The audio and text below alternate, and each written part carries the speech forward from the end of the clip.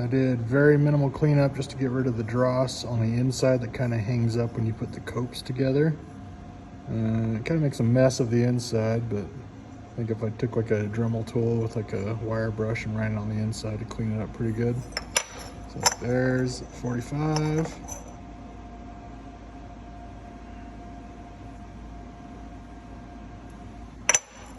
There's a 90.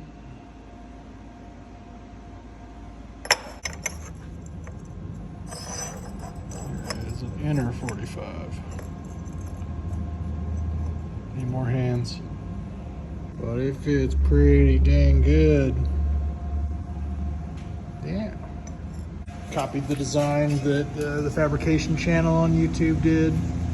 Here's a good video of designing it. I'm gonna do something better about these springs. I think I need to weld a flat landing so that they try to sit more square, or maybe cut the springs shorter, but it seems to do pretty good.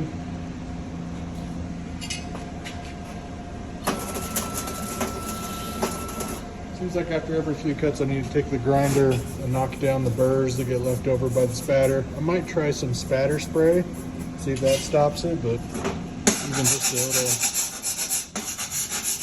little deburring tool works pretty good to knock these high spots off.